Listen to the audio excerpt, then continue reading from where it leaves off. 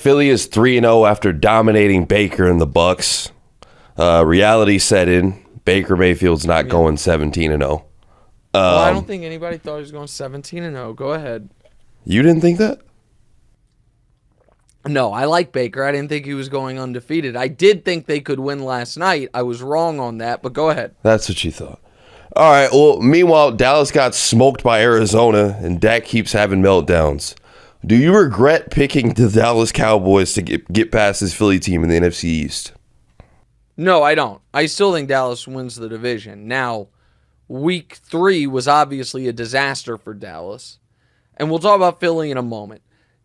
Dallas, I'm not excusing how the defense played, but I understand how the defense played because I do think there is a real emotional toll taken by Trayvon Diggs popping his Achilles in a practice late in the week that can have a real effect on that team for 96 hours in a way that the defense is not what you expected it to be. So I can deal with that part of Dallas. The part of Dallas that is inexcusable is the fact that in this game, they moved the ball. They had over 400 yards of offense. They got in the red zone 5 times, and they scored 16 points.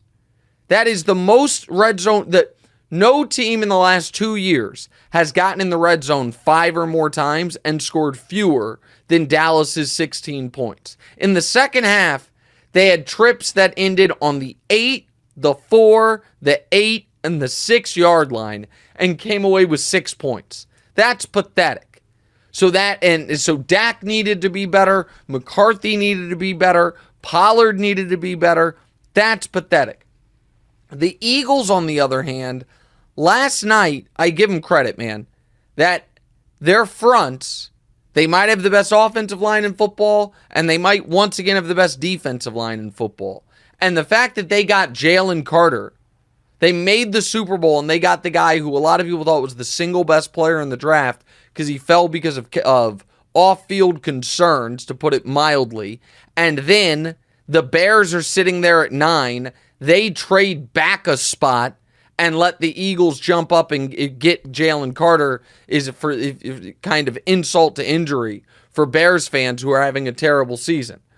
With all that said about Philadelphia, their fronts, I still have major questions about their ability to defend the downfield passing game. Baker could not take advantage of it in the rain with Mike Evans dropping balls and Baker not having a good night. And Jalen Hurts is not playing well. The team's playing fine. Jalen is not playing well. Jalen on the year, 3 picks, 3 touchdowns. He is not been as dynamic of a rusher as he was last year. He's got an 84 passer rating, and teams are kind of daring him to throw the football. And even last night, where he finally had a big yardage game, 277, his first game all year throwing for more than 200 yards, he got picked off twice. He completed, like 58% of his passes, and there was some sloppiness there.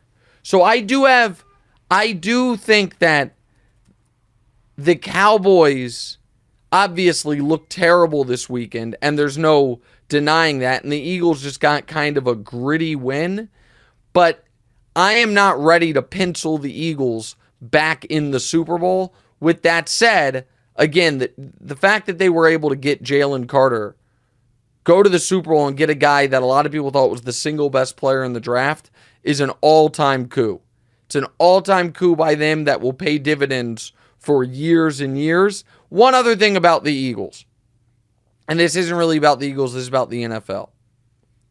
I said it 6 months ago. I'll say it again. I will eventually be proven right. That tush-push play is a blight on the league. It's bad for the sport. It should not be allowed. Hey. It is. Listen. No, here's the question I would. It's fair. It's terrible.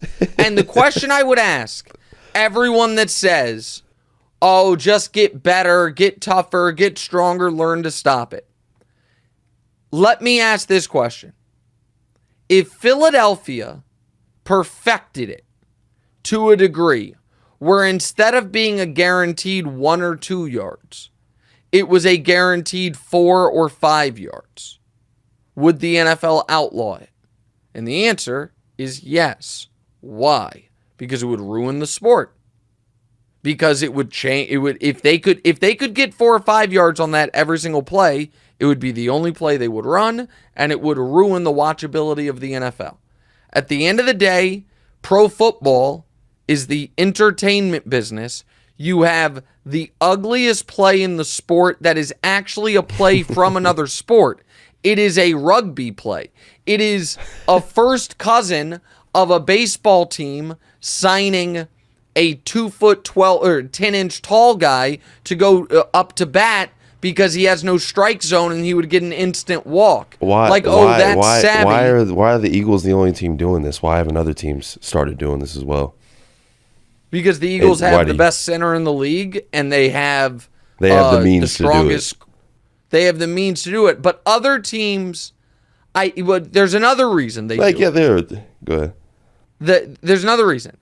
I think they are foolishly putting their quarterback at risk of injury in a way a lot of other teams are not comfortable.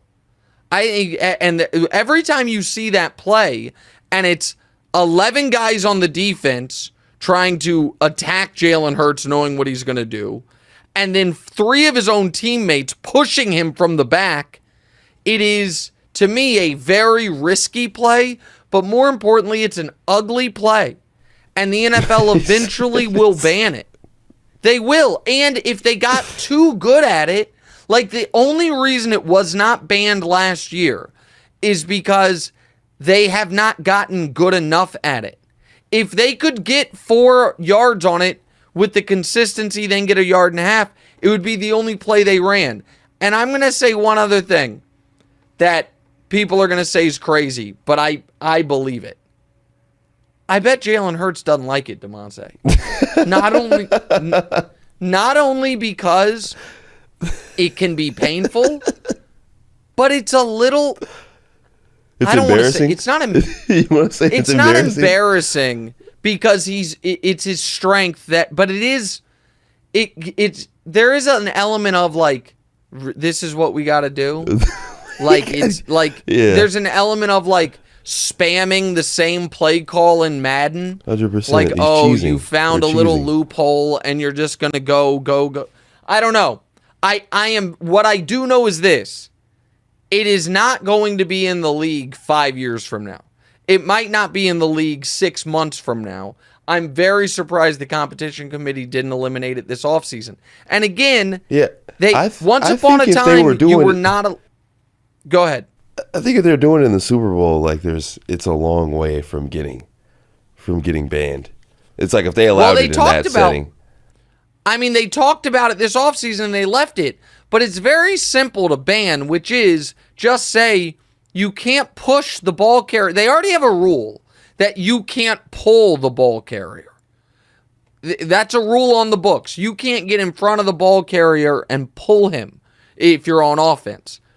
And once upon a time they had a rule saying you can't push him. The fact that they're not bringing that back is very surprising to me. All right, next. They also went 37 for 41 doing that last year, by the way. And this year they're 6 of 7, and the only one they didn't get, either a first down or a touchdown, was when the reason I'm talking about this is the one they failed yesterday was because.